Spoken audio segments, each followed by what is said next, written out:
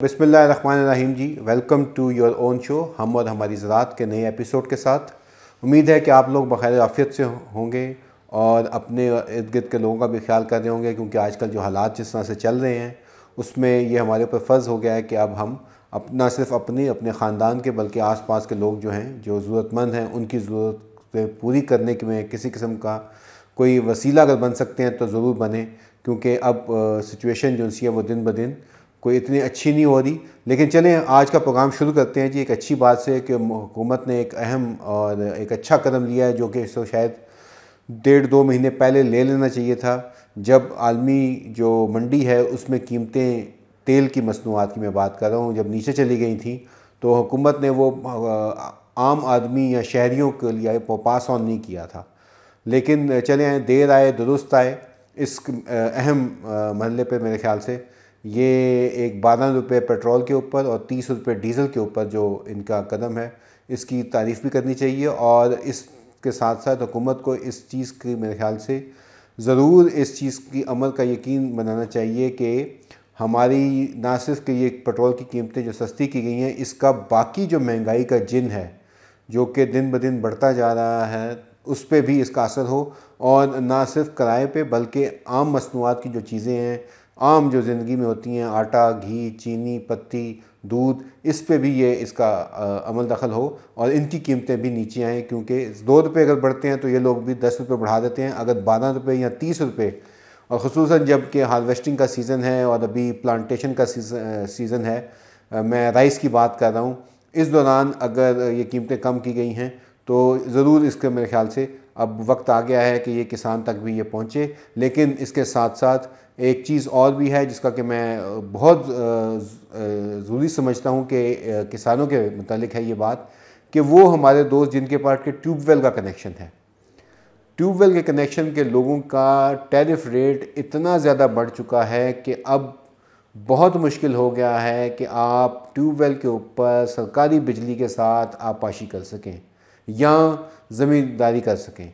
तो इस सिलसिले में मेरे ख़्याल से, क्योंकि ये फ्यूल प्राइस एडजस्टमेंट के नाम से एक चीज़ करते हैं जिसमें कि बहुत सारा जो बिल है वो इस मद में किसान को देना पड़ता है, मेरा ख़्याल है कि अब उसको इस पर भी रिलीफ मिलना चाहिए। और किसानों के लिए जो फ्यूल प्राइस एडजस्टमेंट के मद में ये मेरे ख्याल से ये जो तेल की कीमतें कम हुई हैं, इसका ज़रूर कोई ना कोई खातिर खा जो है वो इकदाम करते हुए किसानों के लिए जो है वो बेहतर तरीके से मेरे ख्याल से उनको रिलीफ देना चाहिए, ताकि वो आने वाली जो आपकी फसलें हैं, आपकी जो ट्यूबवेल लगे हुए हैं, उनके ऊपर जो आपाशी करनी है, क्योंकि आगे अब मौसमी मकई का अब आ रहा है सीज़न, और बहुत सारा मुल्क जो में ज़मींदार हैं वो मौसमी मकई उगाते भी हैं, और इसके साथ साथ गन्ने के जो हैं उनको भी पानी की ज़रूरत है।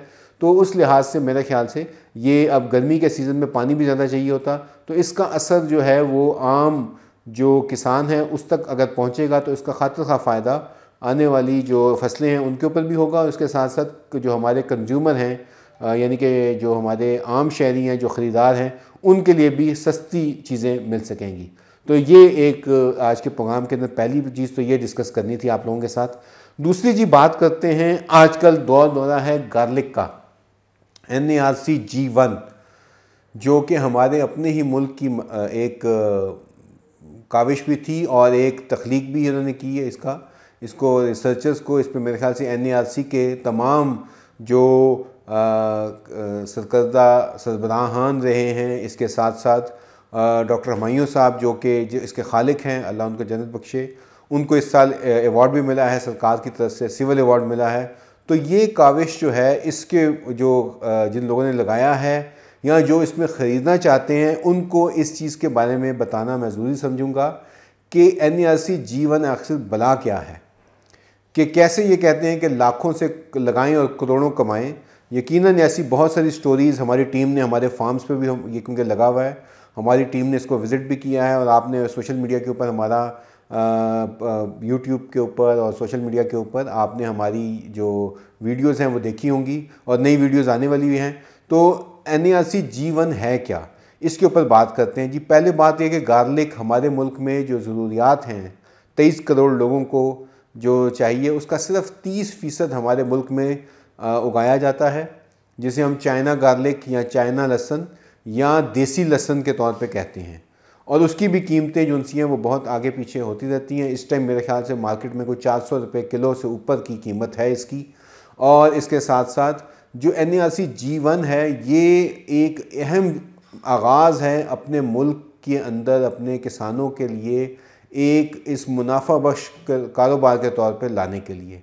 मैं उसकी मिसाल ऐसे देता हूँ कि अमेरिका में कैलिफोर्निया एक रियासत है। कैलिफोर्निया की रियासत में एक शहर है जिसे गार्लिक सिटी कहा जाता है।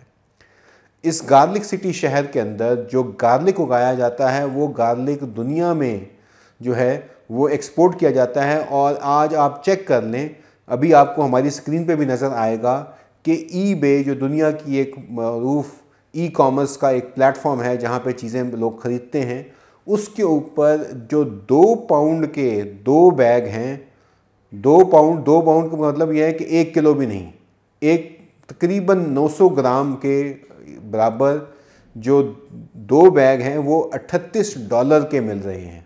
और अगर एक बैग लेना चाहें तो वो मिलेगा आपको $22 का। अब इसको ज़रा $22 को ज़रा पाकिस्तानी रुपयों में अगर कन्वर्ट किया जाए तो ये तकरीबन 6,000 रुपये बनते हैं। 6,000 रुपये में 900 ग्राम अगर गार्लिक आपको मिल रहा हो तो आप ज़रा सोचें कि ये जो NARC G1 का गार्लिक है, जिसका कि साइज़ एक टेनिस की बॉल के बराबर है, वो उसकी मार्केट वैल्यू क्या है। कुछ लोग जो हैं उन्होंने पिछले साल लगाया और अब उसकी जो कीमत है वो थोड़ी कम हुई है। लेकिन मैं बताना ये चाहता हूँ कि अभी इसके ऊपर स्टैंडिंग कमेटी का भी इजलास हुआ नेशनल असेंबली की, जिसमें कि उन्होंने इसके ऊपर बात की। और इसके अंदर बहुत सारे बड़े ग्रुप, मैं दोबारा बोलता हूँ जी, बहुत सारे बड़े ग्रुप इसमें आ गए हैं जो इसको इंडस्ट्रियलाइज़ कर रहे हैं। इंडस्ट्रियलाइज़ करने का मतलब ये है कि इसकी वैल्यू एडिशन करके या इसको साबुत कह लें या इवन इसका गार्लिक पेस्ट बना के वो बैरून मुल्क जो है वो मुल्कों में वो भेजने के लिए काम कर रहे हैं। तो अभी हमारी जो पैदावार है वो इस काबिल नहीं हुई कि हम ये 12 महीने इसकी डिमांड पूरी कर सकें। आने वाले 2 से 3 सालों में अगर हम इसको इसी स्पीड से लगाएं जो हमने पिछले साल लगाया है, तो फिर भी हमें कम से कम 2 साल चाहिए होंगे जब हम इस काबिल हो जाएंगे कि अपनी मुल्की ज़रूरियात के साथ साथ इसको एक्सपोर्ट करके डॉलर भी कमा सकें और ये डॉलर हमारे किसान तक पहुंच सकें।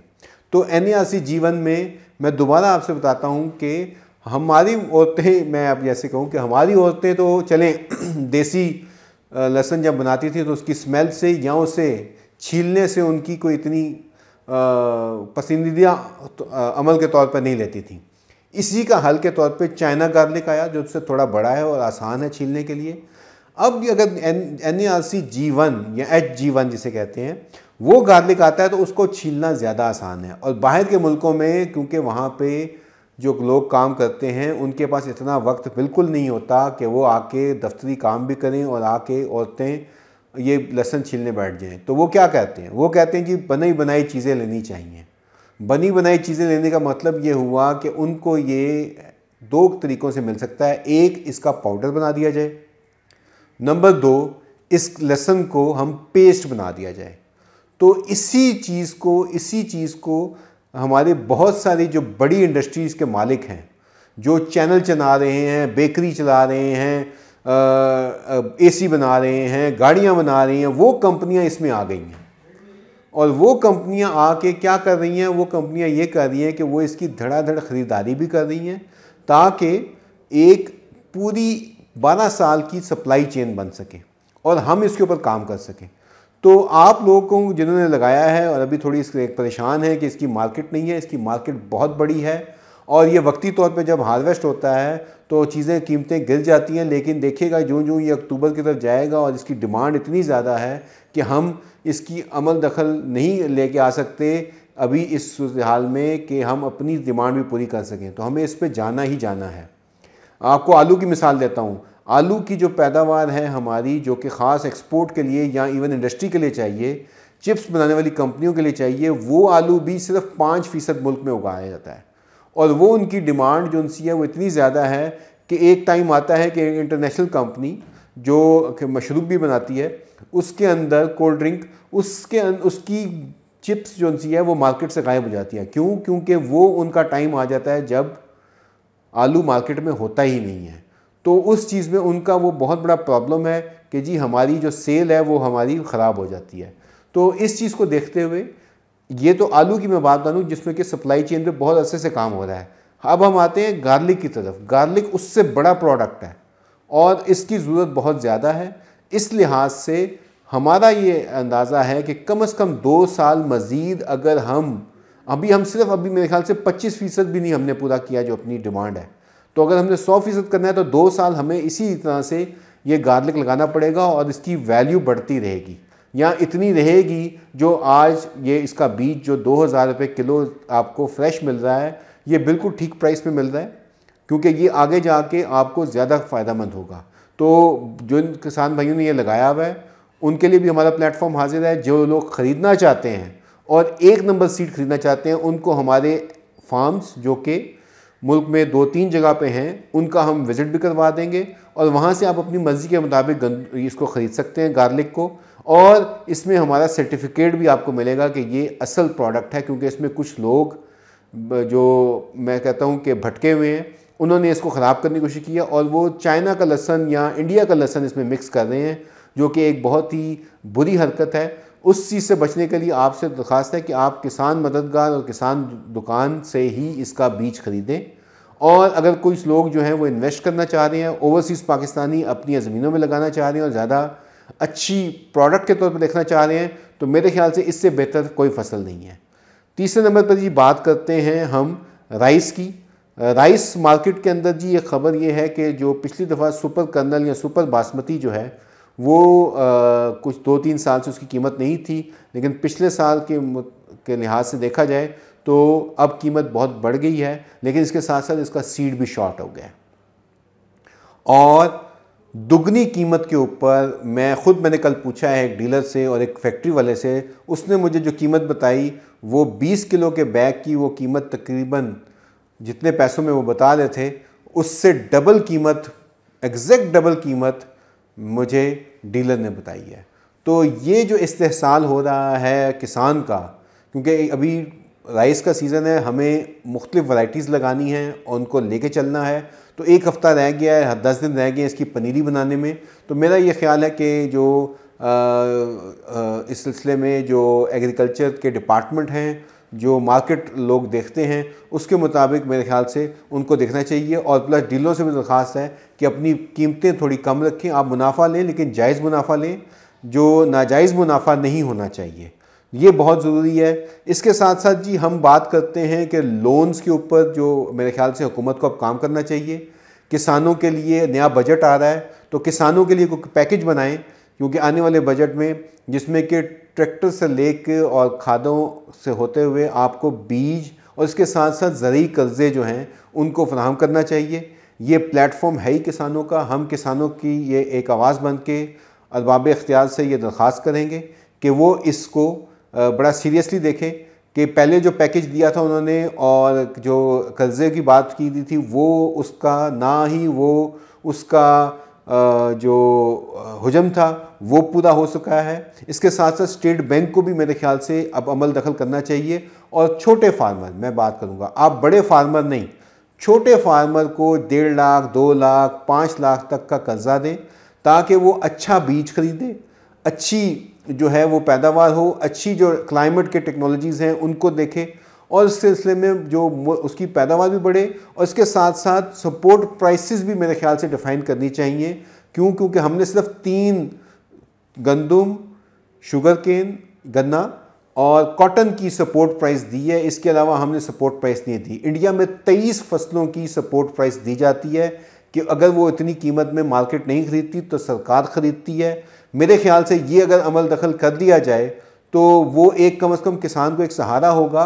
और इसके साथ साथ फ्री मार्केट में भी आनी चाहिए चीज़ें। तो इस दरख्वास्त के साथ आप लोगों को दोबारा शुक्रगुजार हैं कि आप लोगों की कीमती फ़ीडबैक हमारे तक आती है। उसी लिहाज से हम प्रोग्राम को बेहतर करने की भी कोशिश करते हैं, लेकिन ये सिलसिला रुकना नहीं चाहिए। और इसके साथ साथ हम अपने जो नए व्यूअर्स हैं उनको कहेंगे कि हमारा चैनल सब्सक्राइब करें, फेसबुक पे भी और इसके साथ साथ यूट्यूब के ऊपर भी। इसके साथ साथ हमारी जो किसान मददगार की हेल्पलाइन है उस पर, या हमारे सोशल मीडिया के जो प्लेटफॉर्म्स हैं उनके थ्रू अपनी तजावीज़, अपने सवाल, और ज़रूर है कि अपनी अगर हम इसमें कोई इस्लाह कर सकते हैं अपने इस प्लेटफॉर्म के थ्रू, उस बारे में ज़रूर हमें आगाह कीजिए। आपका बहुत शुक्रिया जी। अस्सलाम वालेकुम।